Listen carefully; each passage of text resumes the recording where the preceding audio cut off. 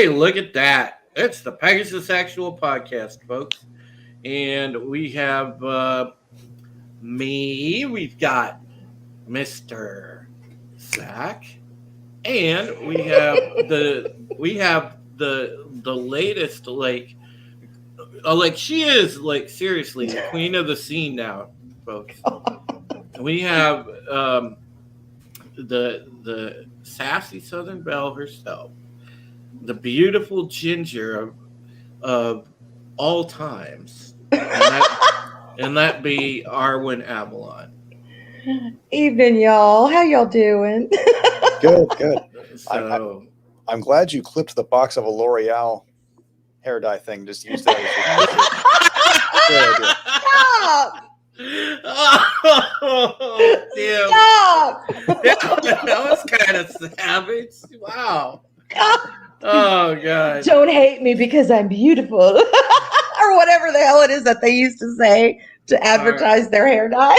All right. This just calls for Gary. Sorry. Spending $150 million on cocaine would make sense. Exactly. I had Gary. to. Oh, Jeez, jeez, man. Y'all are crazy. It's good to be back. It is. It is. I missed y'all. I really did. Yeah, blame me because last week we didn't do the show because, I was having dental pain and I was fussing and cussing about it, and I just was not feeling up to doing the show.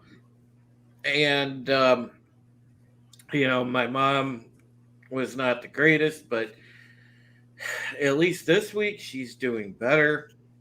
Good. But Good.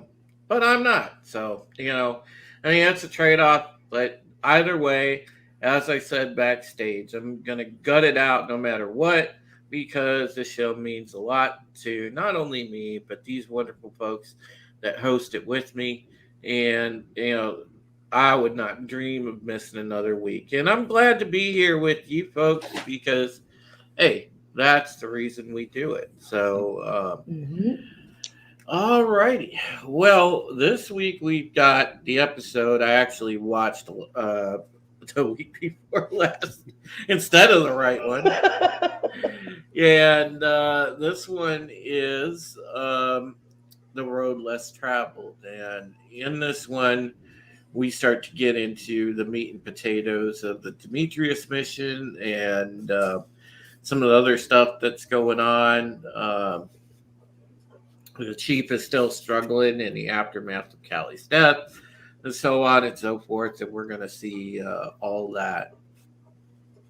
So, all right. If you want to go ahead and lead us on into the episode, Zach, go for it. Absolutely, Emerald. As Drew stated, this is Season 4, Episode 5, The Road Less Traveled. Please, if you guys haven't already, hit the like button, share out the stream, and enjoy. As the episode opens, it's day 58 aboard the Demetrius. Hilo steps into Starbuck's quarters, trying to get her to consider their pending rendezvous with the civilian fleet. Not listening to him, she shows him a star chart that she wants to investigate, to which he replies that they've already done 2 long-range recons of the grid, each with no joy. This, however, doesn't deter her from wanting to go again, and to Hilo's surprise, volunteering to join the camp. Meanwhile, on Galactica, Gaius listens to the laments of Phoebe, who lost her husband and 2 children on Pycon. Surrounded by his followers, he makes a speech, recorded and broadcast over the wireless, about how the old gods failed to come to their aid not because they weren't listening, but because they don't exist. With his son watching, Tyrell rhythmically jumps rope while the broadcast plays.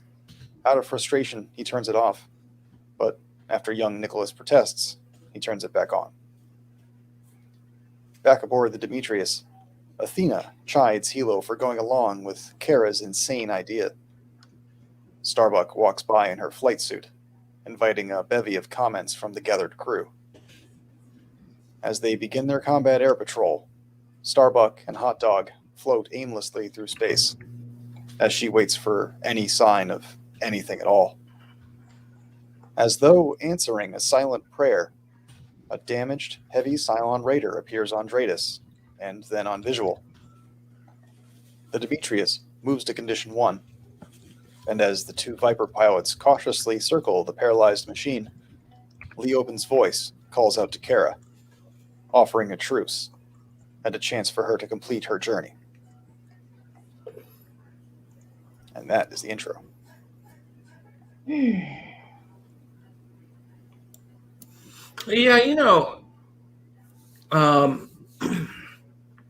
it was definitely like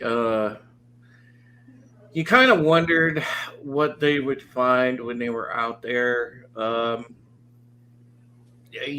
kind of had a feeling it would come down to something like this, where they would end up at some point with the Cylon survivors from the other attack. I mean, it was one of those that there really was no other way to go about it. You just wondered what would link the two parties together. Mm-hmm. And the natural thing, I guess, would be Leoben, because that was the one connection that they kind of had in common. So yeah, that was interesting in the way that they kind of introduced it. It was kind of weird, because didn't it kind of remind you of Starbuck's death sequence, where she winds up chasing a heavy raider. Mm-hmm. Yeah, it was definitely a callback to that. Yeah, and that's what it kind of stood out to me, like, right off. So I don't know. What are your thoughts, guys? Go ahead, Armin. Well, ever since she's come back, it's almost like she is operating on pure instinct and intuition. And like you said, it's really interesting you bring that up about, hearkening to her chasing that raider. Is she's chasing something and she doesn't know exactly what. I mean, she knows she's looking for Earth, but she doesn't, the instinct and the drive to get where she needs to get, she can't pinpoint it. She's just going by feeling, by instinct and intuition. And all of that, it's almost like her personality and everything. She says she hasn't changed, but everything is wrapped up in that. So yeah, there's definitely a pattern there with her, and it's not just finding Earth. It's her relationships. Even with Sam and with Hilo, with everyone on that ship, it's an obsession with her that is taking over her entire being. Yeah. So you can definitely tell something's going on with her. Mashi Washi said, I still believe that Kara was the daughter of number 7. That is an interesting theory, and that is not the first time I've heard that theory, actually. That's the first time I've heard it, actually. That's interesting. Yeah, that was a speculation way back when we had Pegasus actual forums. Somebody actually brought that theory up. So, Mashi Washi, you are the second person I've ever heard that from in my life. But Fury Kitten asks, are we still supposed to be questioning Kara's status at this point? As I thought the separation was still a degree of mistrust on her reappearance, plus the inclusion of Hilo also questionable. Well, when you pay attention to the dynamic of the Demetrius when they're on this mission, Fury, you can see that even Kara's staunchest supporters are starting to kind of look at her with a suspect eye, as Arwen so eloquently described it, as an obsession.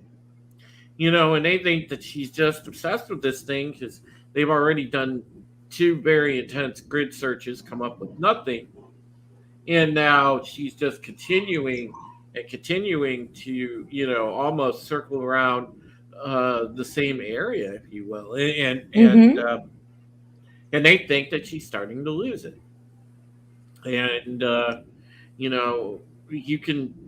you you can understand where they're coming from because sure, our observations as into human behavior, we know when somebody gets a little obsessive, it sets off alarm bells for us. So, yeah, it's one of it's an interesting dynamic to be sure.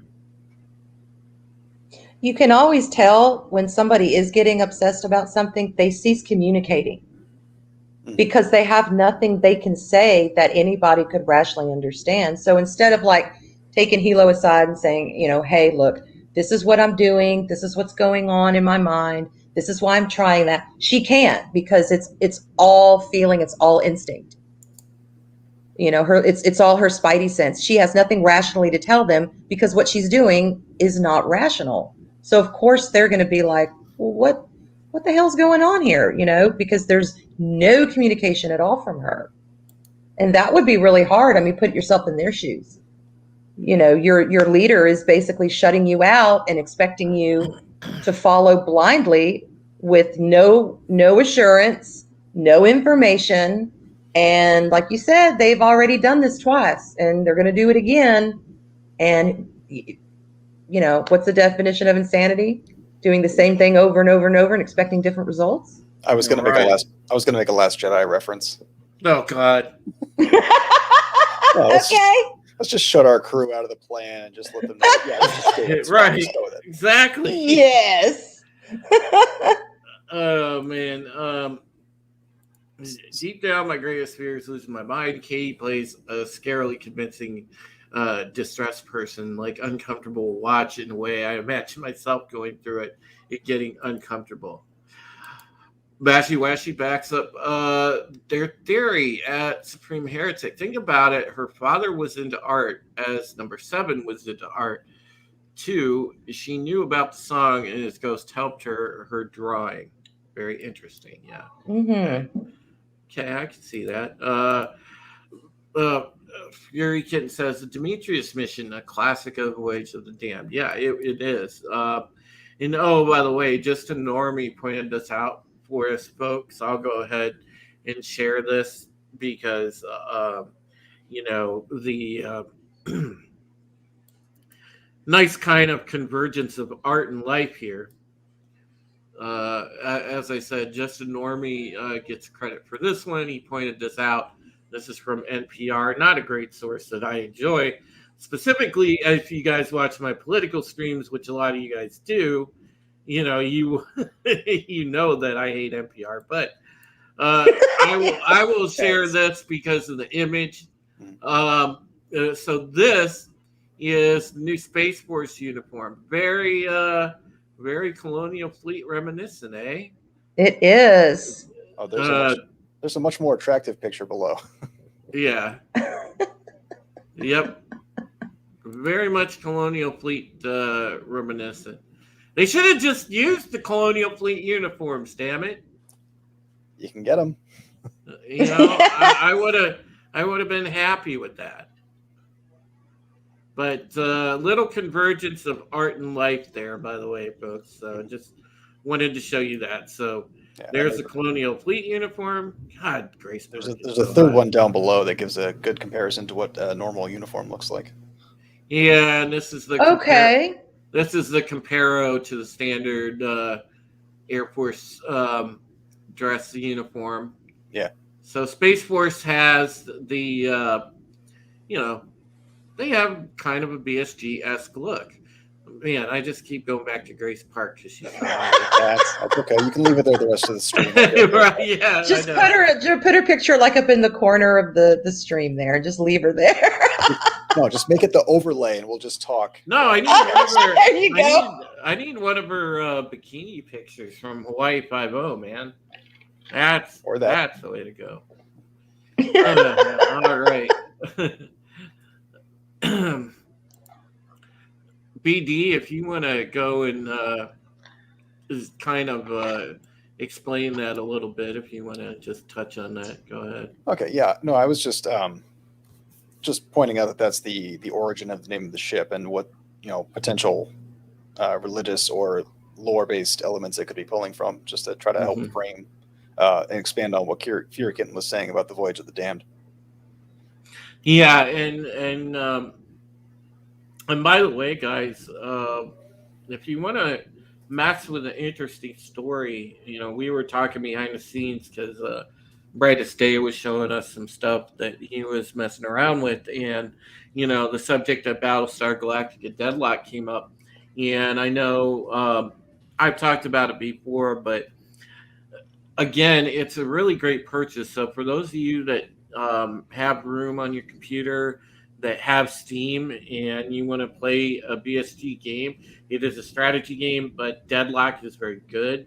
It has a really cool story. It's all focused on First Cylon War.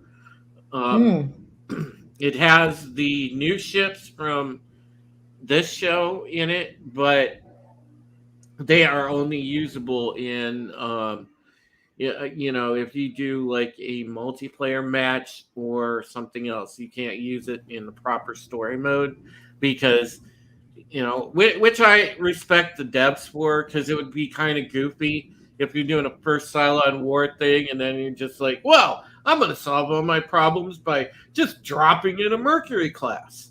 No, you can't do No. that. So you can't like skip the chronological events. So it's good, and I find that story really awesome. Actually, I don't know how much of it you have played through the campaign, Zach, but I'm on really my good. second playthrough. Yeah, Yeah. I'll tell you what. One of these days, I want to make a custom game and go mano a mano with you. You'll probably beat me. Colonials versus Cylons. But that is for another day, sir. So we'll go ahead and get back on track here. But I just wanted to tell you folks about that because it's very cool. So, Zach says I have the BSG board game with the Pegasus expansion, and I just found out that they're super rare. Yeah, so like I said, when NBC pulled the license for all that because they want to have control of it with the new series that they're making, all the prices of everything went skyrocketing because they couldn't be made anymore. So that's That why makes sense. that's why I can't get any more Mobius models if I wanted them. If I have to Oh find them wow! on eBay for like several $100s. So I have Ooh. I actually, guys, and it sucks I don't have really a shelf to display them on, but I have all those, I have a lot of the micro machines ships, the, the miniatures, mhm. back from when BSG first aired. So, guys, if you have any, BSG like collectibles, memorabilia, feel free to mention it in the chat. But yeah, I have those little micro machines ships Mhm. that on there. I have a Viper Mark II, Viper Mark 7, the Galactica, the Pegasus, Colonial 1, Raptor. Them all. I'll have to show you guys. Nice. I'll have to show you guys the next time that next week when we do Pegasus Actual, we'll do a little show and tell, and I will show you guys that. Yes, definitely. Yes, please do. So, That'll be all right. good. Well, Zach, if you want to take it away and continue, sir. After the opening credits, we see that the Raider has been allowed to dock with the Demetrius, much to the displeasure of the rest of the crew. Although a search of the Raider turns up nothing of concern, suspicions still stand. Leoben stares into Kara's soul, noting how different she is, before telling her that the Cylons he left behind need her help, in return for which their hybrid can aid in their search. Starbuck has him escorted to her quarters, much to the shock of everyone. On Galactica's hangar deck, Tori looks in on Galen, standing silent and obsessive in the launch tube where Callie met her end.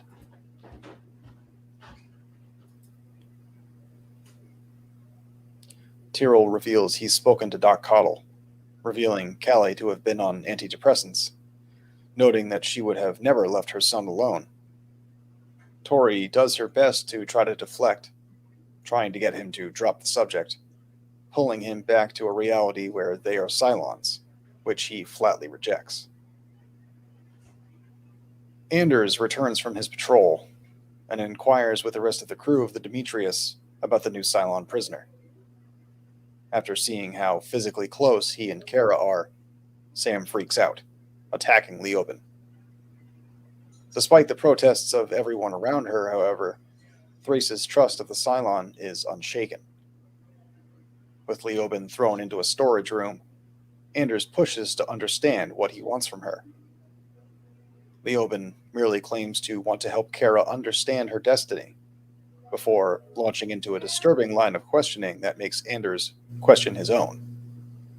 The truth of the Cylon Civil War is revealed, and Leoben again repeats the offer of a truce. And I skipped ahead a little bit, so I'll stop there.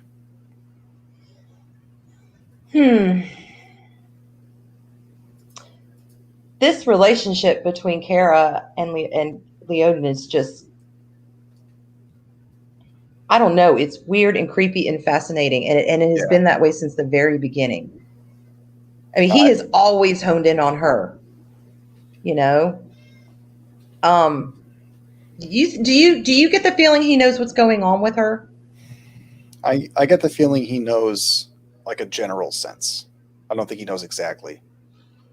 I think he has because it's just kind of the same thing to Anders too. Like, he has a general understanding of the nature of various destinies, and it might just be this particular Leoben too, because I don't know that we get too many better examples of other Leobens. True. But yeah, he's definitely he's a bit of a seer, like a four seer, which is the word for I can't think of right now. But no, I think he's just there. I think if he's not with Kara, he has the same kind of blindness that she does, where he can only see glimpses of what's coming unless he's with Kara, much like Kara can only see so much without this missing piece. You know, it's so bizarre because their relationship, you know, pre-Kara's death was so, oh God, how would you put it? Yes. I was going to say violent, but antagonistic is actually is a better word for it, because, you know, he's been obsessed with her. And of course, you know, he took her, and basically she was a prisoner of his for all intents and purposes. And he manipulated her, and it was like, okay, this is not a man who loves someone. This is a man who's obsessed with someone, and their destinies, if you will, even before that, were tied. Yes. Yep. And they have this bizarre, almost spiritual relationship. And I know that sounds weird considering, you know, how earthly and physical and, again, antagonistic, I love that word, that it was. It's like there's a connection between them that cannot be broken. No matter how much she wants to not have it and for it not to be there, it's there. And now that she's back and she is feeling that obsession and that intensity to just get where she needs to get, it's almost like she's embracing that now. It's like, okay, well, he's here and I can feel it now. There is something between us, and I'm not really going to fight it anymore, and nobody else needs to fight it either. Again, no communication to others, no, you know, it's just leave them alone. But she's just kind of surrendered herself to it. And it is so interesting to see how that is developing. It's hard for her too, because how do you convey that understanding to other people who don't have your shared experience? It's one of those things. It's like seeing red as green. Like if you don't have a method by which to make someone else understand what your brain is going through, they'll never understand. And it causes a further divide between her and her crew. I struggled to, how in previous episodes I've tried to find an overarching theme to episodes. I struggled with that with this. I can't find a theme that fits the entire episode, but a lot of the relationships in a lot of ways are just trust and relationships being stretched to the absolute limit. And some of them break and some of them don't. And this was a good comment. I'm glad you got the chance to highlight, Drew. It lends more credence to that theory. Yeah. Yeah, it certainly does. It's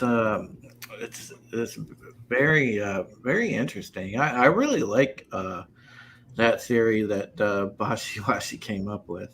It's very very thought provoking. During their scenes, it reminds me of Val Kilmer, Meg Ryan, and The Doors. Carol Leoben scenes are like watching people trip out on acid for 40 minutes. Yeah, well. Oh man! See, here we go. This is what I like, the bleed over from the Dix division to Pegasus Actual, because actually we started that, by the way. Parrot Head's in the chat, so I'm going to give Parrot Head credit, and of course our boy Toxic Man Flu for starting this whole mystique. But Nelson Gentleman says, True Strong destroyed an entire armada of Cylon ships, dissolving them with toxic jizz while watching a Starbuck wedding night footage. The rumor of that may or may not be wrong. Hail Godzillionaire! Was it the original Viper toy, the one that caused all changes to spring-loaded missiles in children's toys?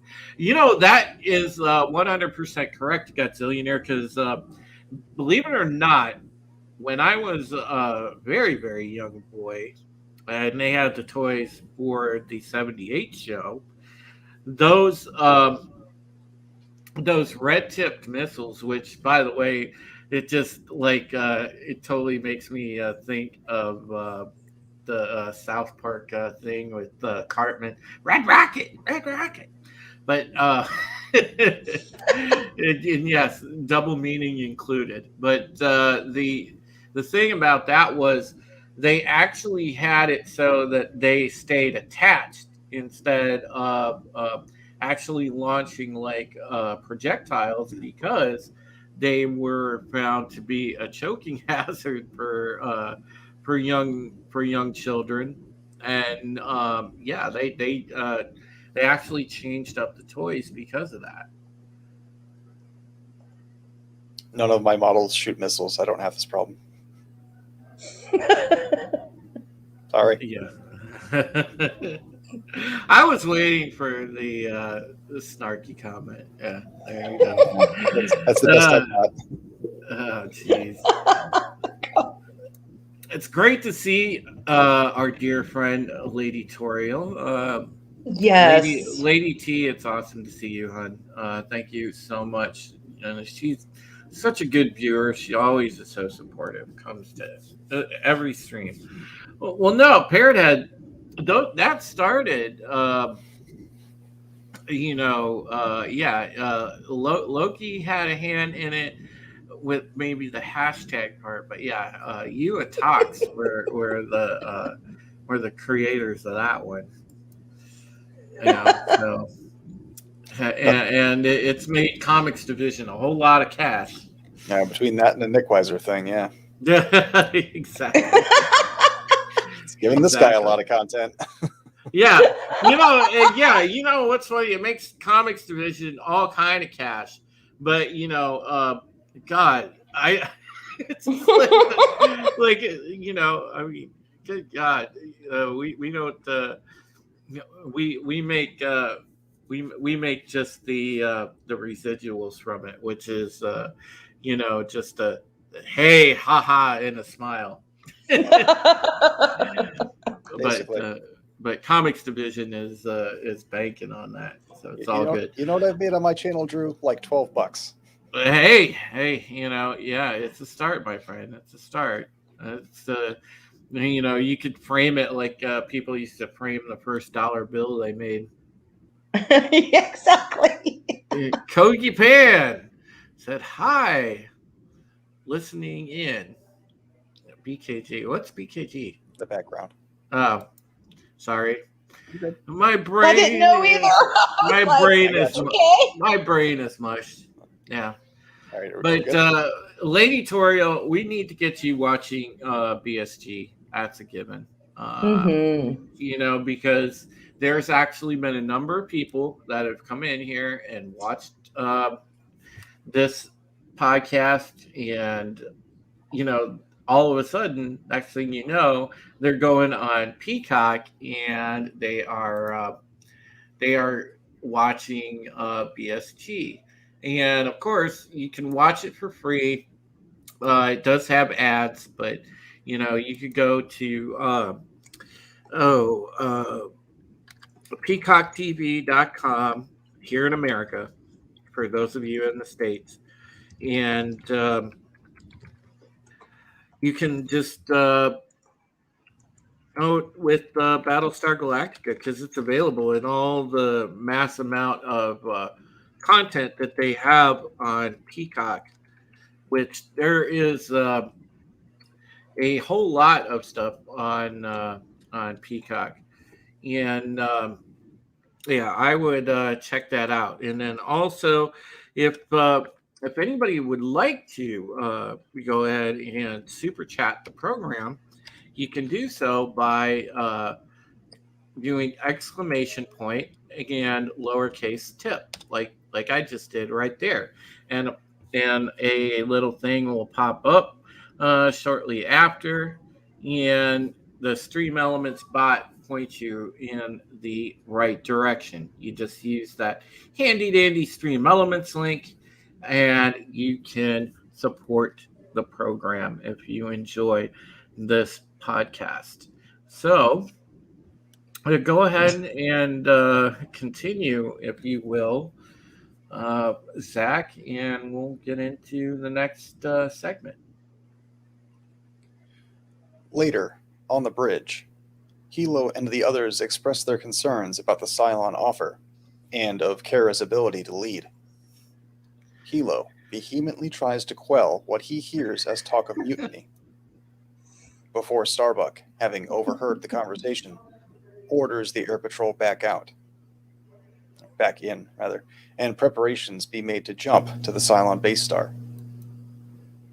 On Galactica, after another tryst between them, Baltar and Tori discuss the President and Admiral's knowledge of Baltar's broadcasts, which she tells him are simply not a priority that has been deemed necessary to deal with only inconsequential people from the fringe of society actually being drawn to him. After watching the procession pass by, Tyrell hears another of Baltar's sermons and heads down to the commune. There, he listens, but is pulled aside by Colonel Ty, who scowls and scoffs for not getting over Callie's death.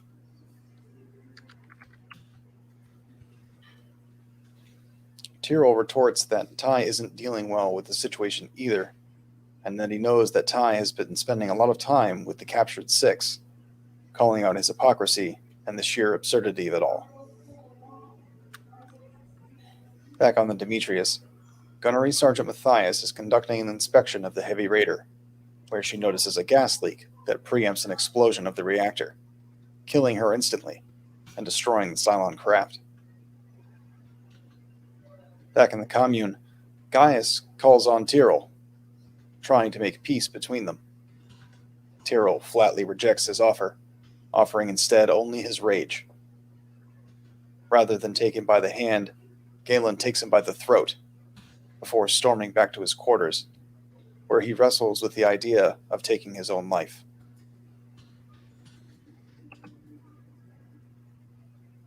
Pause there. Ooh, that's an intense scene. Yeah, it really is, you know, and you can tell at this point he's really effed up over Callie's death, and yeah, you know, he's just he's just a complete wreck. Yeah, it's interesting, and I like how he throws shade at Ty for kicking it in. You know, with the Sith. He just Oh yeah. he has zero F's given. He just tells Ty like, yeah, I see you've been down there acquainting yourself with the And six. and this comes directly after he did the same thing to Adama, calling him out on his false sympathy. It's like Yeah, if you really believed what you were saying right now, you wouldn't have threatened to kill my wife. Like yeah, he just snapped it right out there. He has yeah. Mm-hmm. zero patience for anyone right now, including Gaius Baltar, which when he, you know, in what should be a tender moment, he's literally like, I have nothing for this, and he just like tries to kill him right there. Like Yeah. he's spiraling wildly out of control. Very quick. Yeah, yeah. Before we continue in with our observations, Tony, I will DM Script Doctor or Cam Pasha and ask that question because they might know better than I. Because that's one of the few things I don't know because I didn't really watch a whole lot of Caprica. I watched it a little bit. And I think I hung in for about the first 5 or 6 episodes, and then I checked out of it because it was just it just really didn't resonate with Yeah. That's about how long I lasted too. I wanted to get me. into it so badly. And to be fair, sometimes if I start a series and I'm either not in the right frame of mind or the not the right mood, it'll mess with me and I won't enjoy them, and then I'll have to wait down the road and try it again. And then sometimes I can get into them.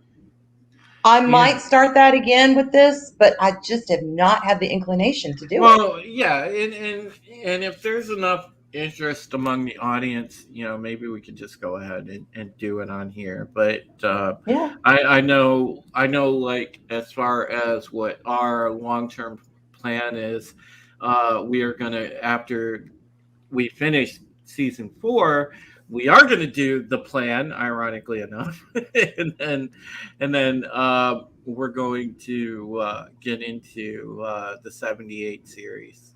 So Yes. that is the plan going forward here. Um, but yeah, wasn't the Greystone's first name Daniel?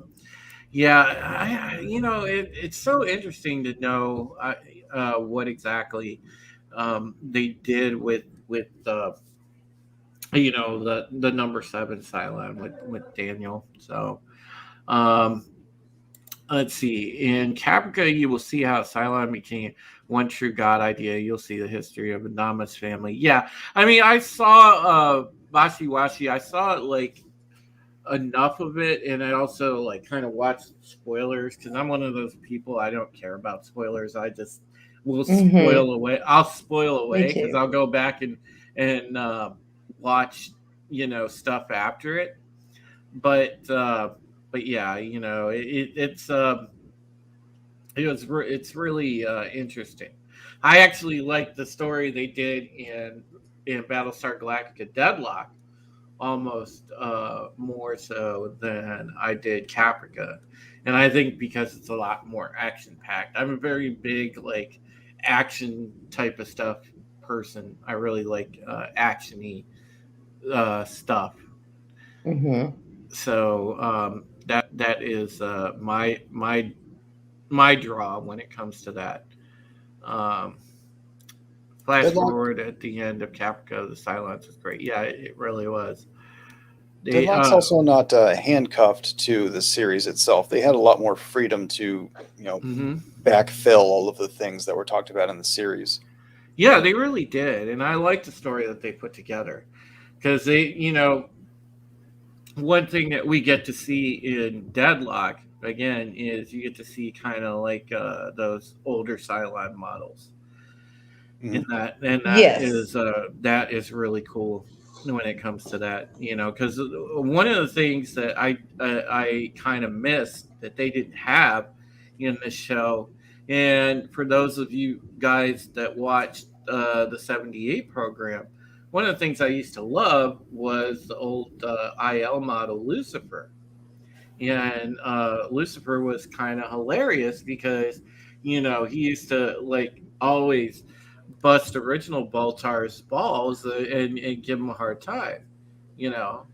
Mm-hmm. And he was like completely snarky. He was almost like the Cylon version of C3PO, but like a really snarky ass C3PO. Um, so yeah. Uh, Hang on, I will check in a second here, Nelson. Give me 1 second. And while I do that, if there's anything that any observations that I mean, that Zach, I can just yeah, continue on if you want. yeah, go ahead. Well, can I make one comment? Yes, you may. Okay, when Tyrell goes and he's got that gun, and he just so wants to blow his brains out and end it. Is he programmed not to do that? Do you think he really was going to try and do it, but maybe he's programming kicked in and he couldn't, and that's just what made him spiral even more? I've often kind of wondered about that. The way he plays it. I'm not sure. Yeah, I don't know that it's a programming thing so much as it is just because he's still struggling with his human self, and he definitely has survival instinct or survival drive, Mm-hmm. some self-preservation. There is another notable instance, and I don't remember if we've seen it or not, where a character does follow through with it, and the shift in mindset that precedes that is much more tangible and is Okay. much more indicative of what someone would be like when they finally choose to go through with that. And his anger and his rage and his fighting himself is he's not ready. If he were ready, he would have looked like this other character did when they followed Okay. through. Cool. Okay. Yeah. I someone in the chat will remind me because someone knows what I'm talking about, whether or not we've gotten to that scene yet or not. No, not yet. Thank you, Shane. I believe it's coming up. That's going to be a hard one. I'll just forewarn you about that right now. Yeah, so I just pulled up the stream elements, and yeah, Nelson, it hasn't popped through yet, but you know, because I'm seeing the stuff from still 2 days ago. So yeah, just check it and see, Okay. because it'll pop in the activity feed here as soon as it goes through. So, because I have the stream elements page up, and if you leave a message, I'll go ahead and share that as well. So, all right, hail Moira Kitty, and hail the Wake Down. Moira, by the way, I'd like to, hopefully you're free on Tuesday. I would like to have you on the next Rose Squadron. So we need to get together and plan that if you can make it. I would appreciate that. Yay! And Kitty. there's a cat. There's a cat. He chooses Oh, the how right time to want attention. beautiful. Yes. I know I got one sitting over here right on my arm too, wanting to. A matter of fact, Starbuck. My Starbuck kitty named after Starbuck. I thought he was a girl, but it works either way, right? Yeah, Hey. it So does. Starbuck. It does. Let me read us to the end, and then we can just conversate. Okay. Kara assaults and interrogates Leoben about the Raider explosion, wallowing in her own guilt, as Leoben assures her that he would have had no reason to cause it, and forces her to face the reality of her new self. She then makes an awkward eulogy for the sergeant, accepting responsibility. Gata tries to come to her aid by telling her that the rendezvous coordinates with the fleet have been laid in, but the order instead is given to lock down the ship and jump to the base star.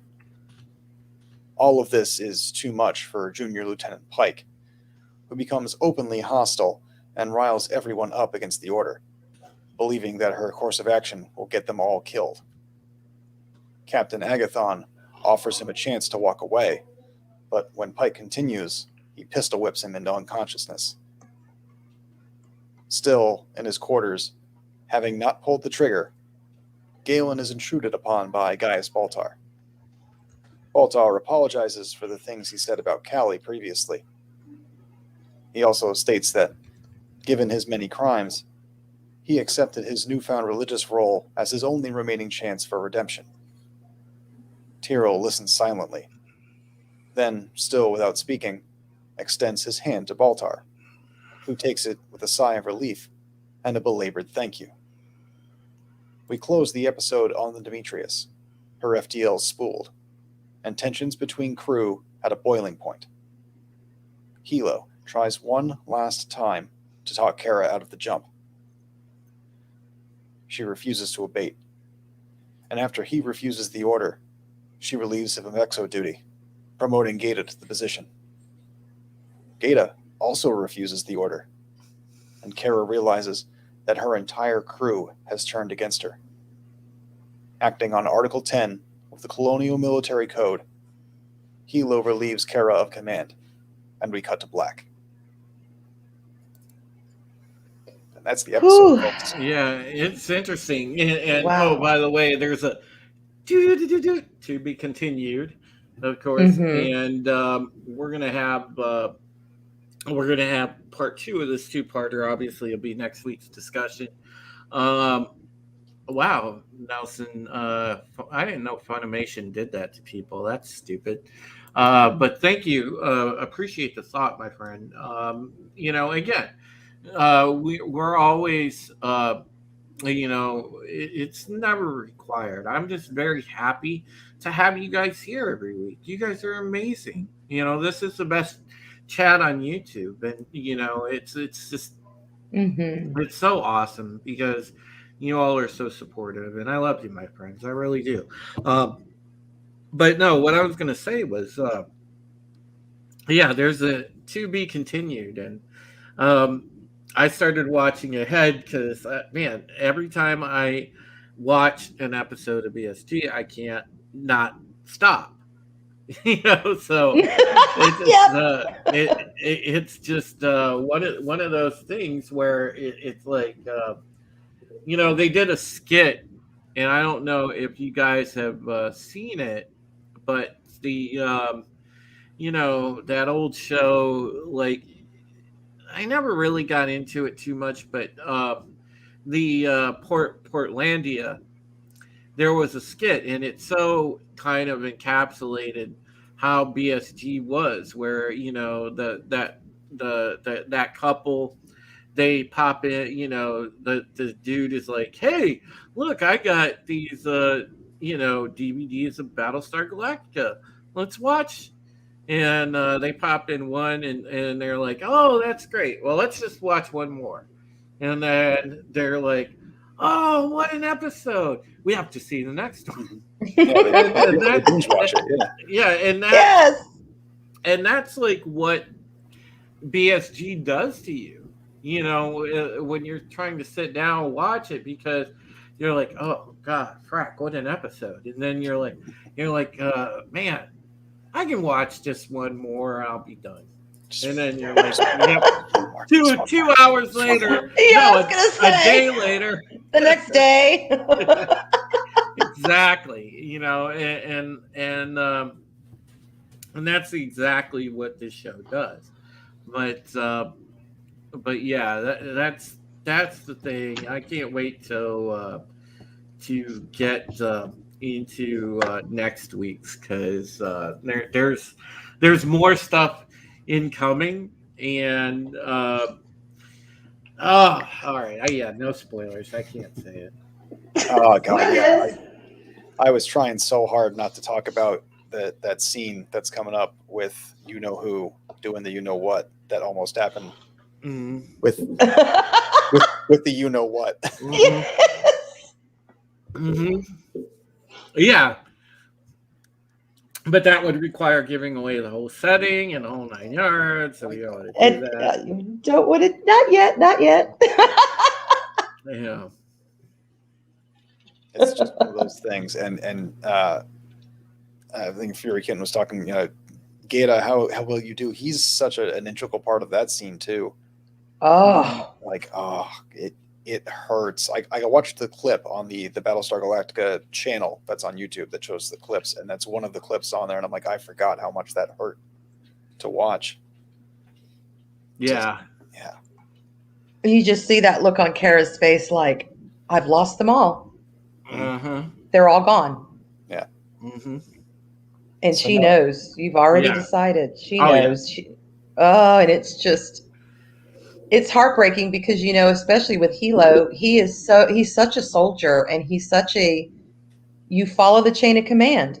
That is your bread and butter as a soldier. You have to trust your commander, you have to follow them, and you have to, believe that they're doing what they're doing for you and the rest of the people. But when it gets to that point where that trust is broken and that Yeah, and I think ugh, we have to kind of like look at it from the crew perspective as well, because in this episode, mm-hmm, and it goes back again to what you said earlier, Arwen. With Kara being so obsessive about it and everything else, and she was started acting sketchy as fuck. mm-hmm, Well, they just had it up past their limit, and even her staunchest supporters, which was Hilo, which was Sam, you know, mm-hmm, even Sam, for God's sakes, had his moments where he was like, "Are we doing this? Mhm. Are we yeah, doing the right thing?" You So, know, exactly. so yeah, so there was some discussion on other forums that I was looking when I was doing research for this episode as to why Adama sent the members of the crew that he did with well, that was Kara. volunteer. Yeah, but I also think that a lot of them probably chose to go because some of them understood when that, especially in the case of Hilo, like he was like he's the acting landing signal officer at this point, or actually he's the acting XO, He right? was the XO. XO, Yeah. yeah. So he would understand that point where I can follow up an order up to this point, but this is the line, and he would see that line and know when to not cross it. All right. Um, Insight from a former veteran, our boy the Wake Down. He says that's a fairly idealized idea, though. Military, especially these days, is a bit less like that. The average soldier thinks fairly mean things about their immediate sergeants and lieutenants. I can imagine so. God, I can only imagine right now. I don't know that and I'm a very patriotic person, folks. I'm not sure even I could join the military, and I was all about I'm all about that. Yeah. One thing that is an interesting point, and it makes me think too how much more tight that would be, considering, I mean, how many humans are left at this point? Beneath 40,000? I actually have that answer. It's as soon as I can find it. Oh, okay, so I don't have that answer. It just says increased by one. I don't know. Okay, well, we know it's not a lot. Yeah, yeah. I mean, Say no and says 38. 38 of us left. Okay. Yeah. Oh man. But imagine how much more, though, you would have to trust people, particularly in that position. Because, I mean, it's not like there's a lot of us to spare. Mm-hmm. Yeah. So you have to be on it. You have to really, especially in those kind of battle-worthy situations where life and I mean, they just lost somebody. Yeah, this isn't the mission you take randos on, says Ruth. Yeah, tick off another human gone forever. Yeah. Wake said there's no amount of money you can pay me to join back in the military in 2021. Yeah, I feel you. Fury Kitten said, with the idea of Cylon projection was the reappearance of Kara as a manifestation of Leovin's faith. I could see that too. Nelson says 69 organics remain. I hated to see but I respected the hell out of him. I was also 30 when I enlisted, so I understood the game better than 17, 18-year-olds. Nice. Mm-hmm. Evening LBG. Talking some Battlestar here, sir. All right. And Tony, thank you. Tony did send $15, aka Root Korean. says a little something for the tip jar, trying to save for an escaped Texas biography movie of myself, but want to send you a little something. And thank you, sir. Much appreciated, Tony. I appreciate your friendship, buddy. We've been friends for a while now. And, you've been great. You've been awesome, and you've been supportive. And, I think the world of you, Tony. And hey, you and I got to do some gaming sometimes too. Uh, we need to either jump back on Ghost Recon or do something together. But yeah, for sure. Thank you. Appreciate you, my friend. Got All it. right. 39,676. All Hell right. yeah. Awesome. Great to see Rita and Dwayne, my two favorite viewers. Yay. Welcome. Awesome. So, and Moira's passing out the hugs to everybody. Moira's a sweetheart. And by the way, she's also running for governor of Oklahoma. And just so you know, folks, if you live out in Oklahoma, do support her campaign. I know that unlike most politicians, Moira is actually very honest. So, and that goes without saying. And she's actually more libertarian than anything else, which honestly, and she has a populist view. And I think that she makes a hell of a good gubernatorial candidate. And Moira, I wish you all the luck in the world. And you know that your friends will be behind you 100%. We will be pulling for you, even if we can't vote for you. And you know that we will retweet your stuff, and I'm sure that a lot of folks will probably go and throw into the campaign kitty to help you out. No pun intended. You kitty.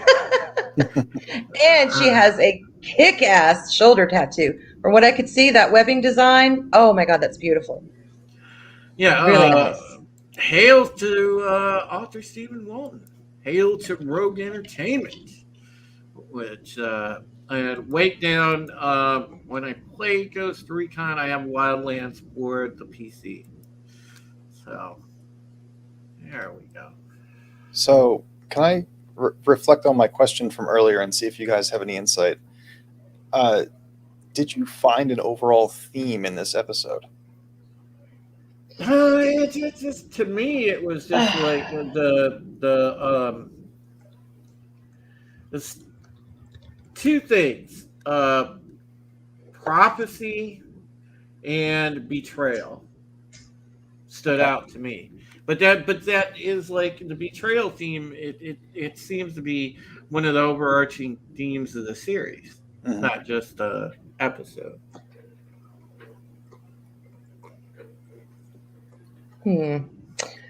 For me, I would have to say obsession's coming to a head. That's about the closest I could think of as a theme. You have Terrell, you've got Kara. Kara, you've got Tori, you've got, Leoben, you got all of that. It's all just kind of coming to the surface now and bubbling and boiling, and things are being put into motion for better or for worse. You've got the crew of the Demetrius.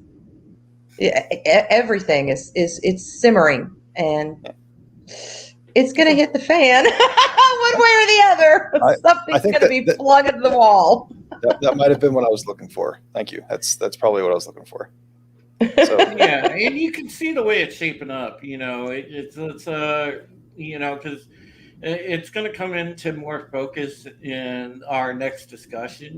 When we reconvene next week. But the thing that I'm looking at is this is the literal representation of the old adage, the enemy of my enemy is my friend, and you're going to see that coming up. So yeah, absolutely.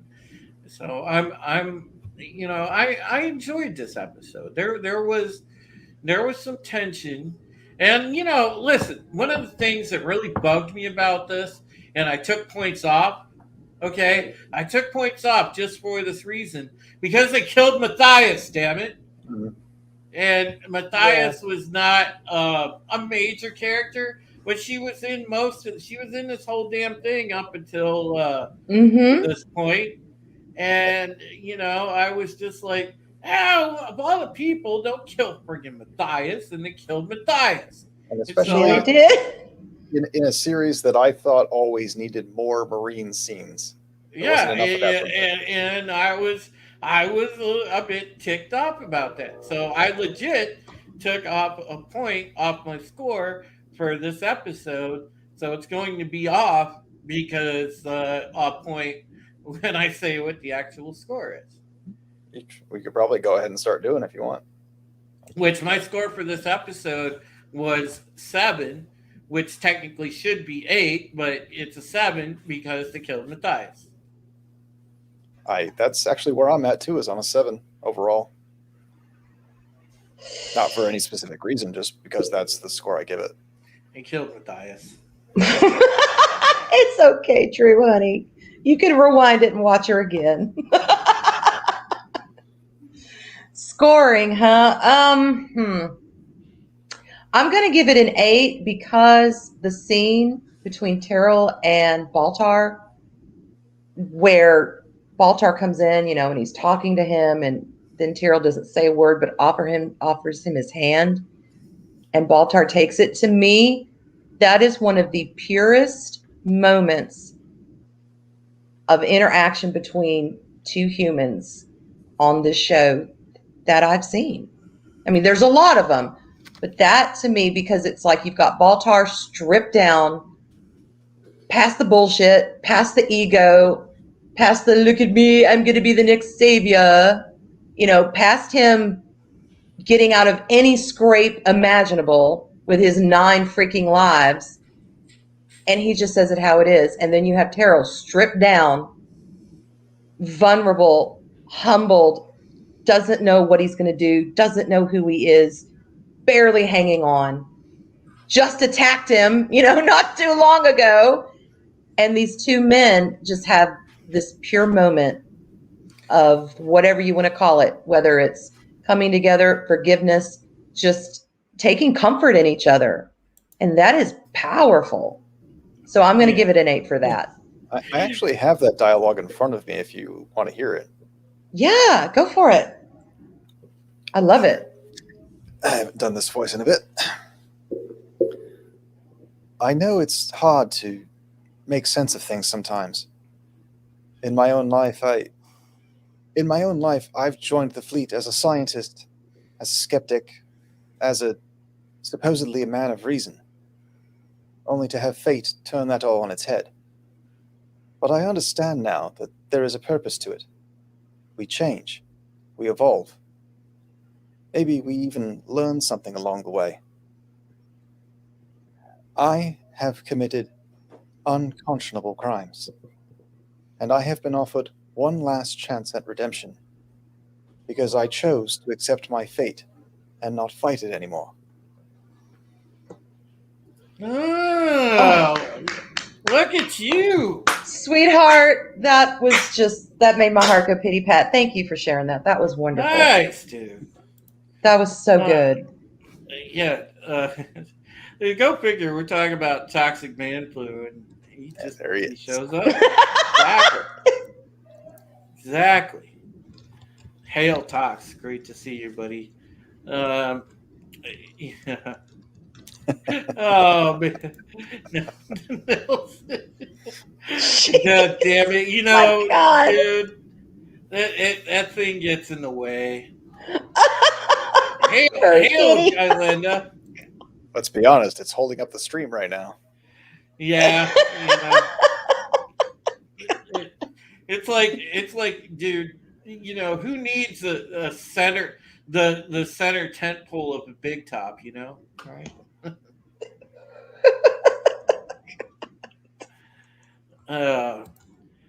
Rip Korean says theme is accepting your fate, stop fighting it. Probably, yeah. Yeah, I love that. Macklin said you gotta get back in vocal shape for that next book. I'm telling Dune is actually like killing me a little bit with all the voices and it being so goddamn dense. Yeah, that It's a book thick is. one, huh? Oh my god! Oh, jeez, Y'all man. killing me. Uh, Jeez. you know, truth is so big. You see on the way to Fat Apollo. Oh God, I don't know about that. That was the one thing that Jamie Bamber kept bringing up during the panel. It's like I wore a fat suit for a while. Like, I was in a fat suit. Yeah. Yeah. Oh man. Well, this was a fun episode tonight, guys. But it's going to be even more fun next week because I think part two of this two-parter is going to be really, really awesome, and you guys are really going to enjoy it. So make sure that you don't miss next week's Pegasus Action because Oops, sorry. the second part of this two-parter is even better. And it's called, ironically enough, Faith. So you're gonna want to definitely watch this next week because, as Brightest Day alluded to, there is a hell of some really intense exchanges in that episode, to be honest, and Yeah. it's a little bit more of a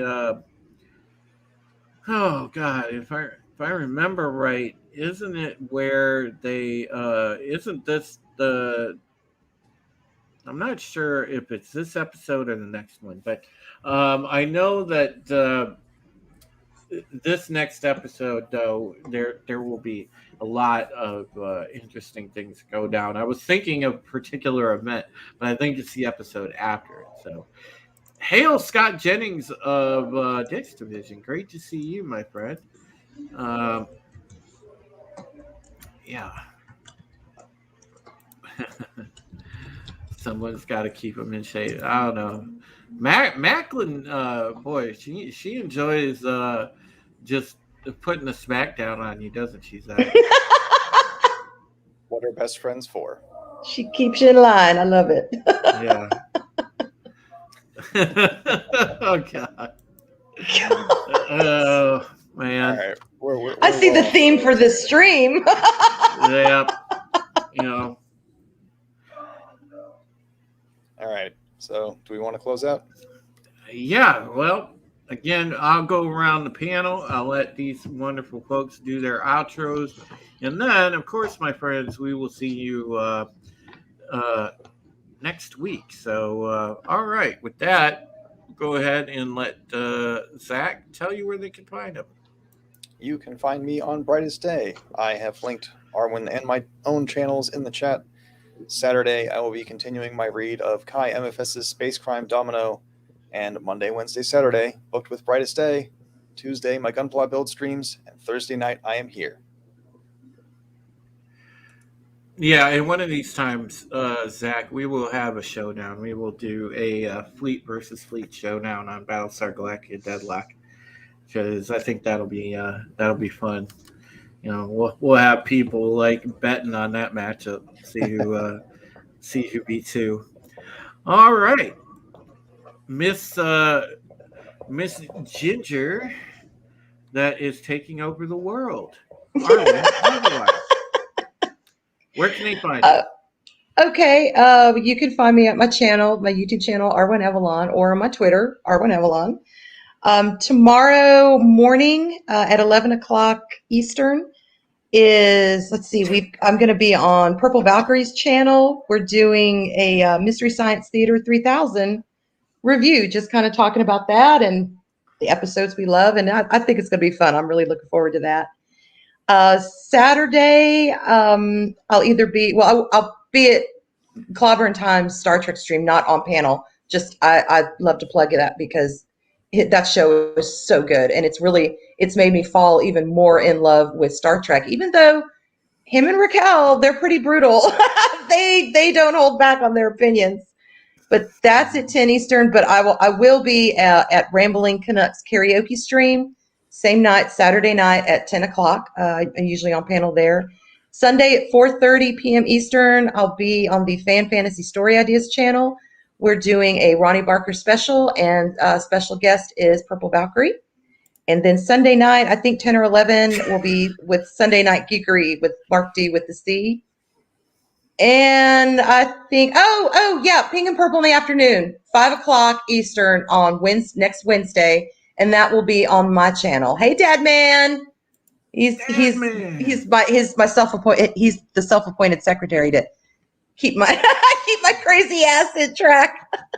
And then back here Thursday night with my boys, Pegasus Actual, and I absolutely love it. Ruth Korean's asking you a question. Did Purple Valkyrie ever get? Yes, I believe she did. Everything is good. So go over there and give her some love. Oh, man. Thanks for coming by, Dad Man. You're awesome. Everybody here is awesome. I love you guys so much. It's Everyone's amazing. You guys are seriously the best chat on YouTube. And, I am so lucky to have each and every one of you as subscribers and just as friends, because doing this show, doing Pegasus Actual, when I started this and put this show together, it was for the express purpose of talking BSG, and you guys, even some of you not knowing Battlestar, have come to start watching the show, enjoying the show, really getting into the discussions, and it makes this so much fun to do. And just adding in, of course, Zach, and also Arwen has just brought such a great dynamic. And we thoroughly enjoy getting together on Thursday nights and doing this, because it makes it just so awesome. Mm-hmm. So because there's a chemistry here and there's a comfort here, and you guys are a part of that. So and the cat is now meowing at me. So that means we love it. That means that it's time to say happy trails, folks. I will see you probably on Tuesday for Rogue Squadron. I may or may not do impromptu High Heresy this weekend. We'll see. So either way, I will see you for sure on Tuesday night. With that said, appreciate you. Take care of yourselves. Take care of each other. And we will see you next week. So say we all.